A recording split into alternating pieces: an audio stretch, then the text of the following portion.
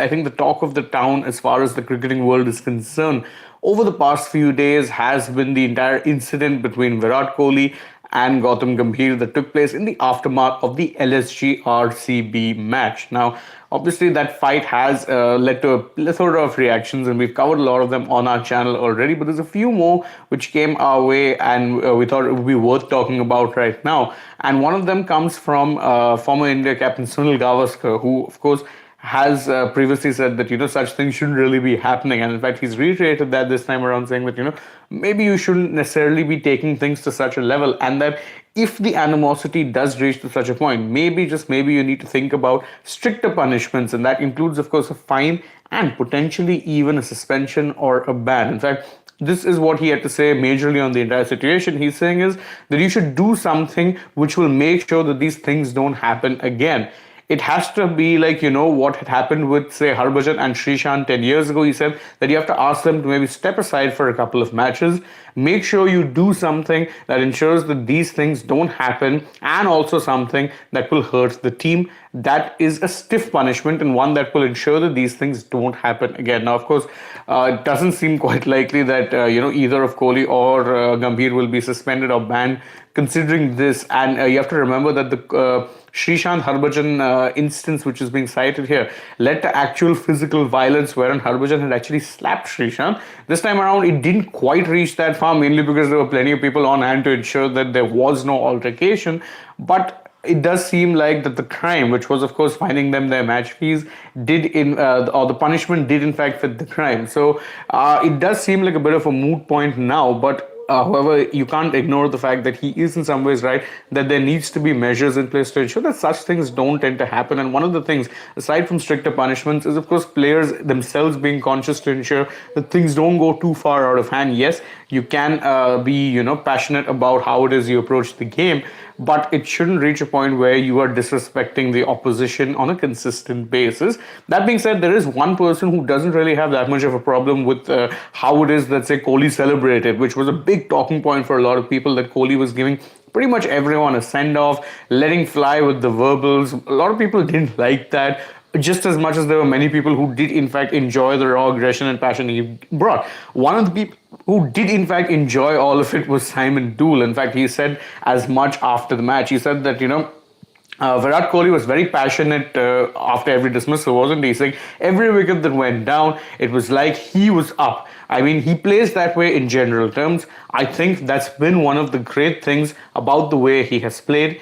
If he needs that passion to get himself going, I've got no problem with that. Now, of course, that's another way of looking at it, in that, with Kohli, we know for a fact he's someone who needs something to get going. He feeds off raw energy, raw emotion. So if he can do that, get himself pumped, then it's good news if you're an RCB and Kohli fan. It's also good news if you're on the receiving end of it, but there's a simpler way to take care of, ensuring that Kohli doesn't try to sledge you. Just perform with the bat. Do what Johnny Bairstow did in that fifth test, or that one-off test, you can say, last year, 2022. You remember Kohli gave him an absolute earful, and Bairstow just went on to score a century. So the tip is, and I know it's easier said than done, that if you want Kohli to not sledge you, the easiest way would be to respond to said sledging, would be to just get you on with your job, do to the best of your abilities, and, well, that's it. The best way to respond is either with the bat or the ball, and it's better than any verbals. That being said, there's another thing which a lot of people have been talking about when it comes to Kohli, Rohit, and the so-called seniors from the Indian cricket team, and the fact that they've been sidelined from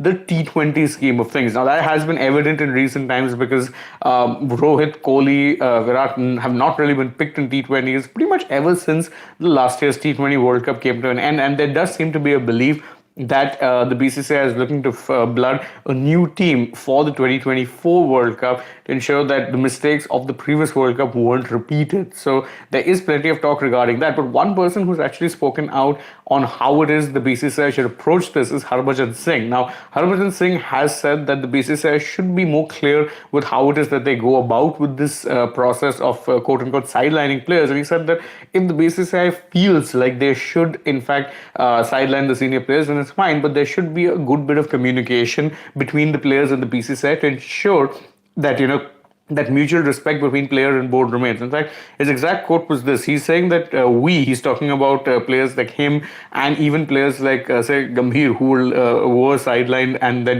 not really told much about it. He's saying that we were sidelined first and then got to know about it through the newspapers. It shouldn't happen to Kohli. A player should be given respect, be it Rohit, Virat, or whoever else.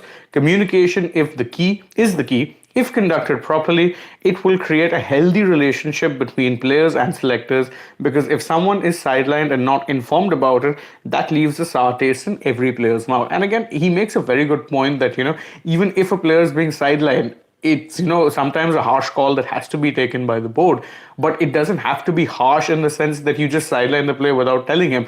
There should be some bit of communication between the player and the board, where the player says, is the player told rather, that look, we're kind of looking past you in this particular format, so we'll be looking at you for other formats, or potentially be keeping an eye on you still, but right now this is the team we want to go with. And it does make sense that the board has such a conversation. To be fair, that has been happening in recent times. You'd remember that Rahul Dravid has had very clear conversations with certain players, Ridhaman Shah being one of them, saying that, look, we don't see you as part of the future scheme of things, so we won't really be looking at you or considering you for selection. And that is a good thing, and it should become a precedent going forward.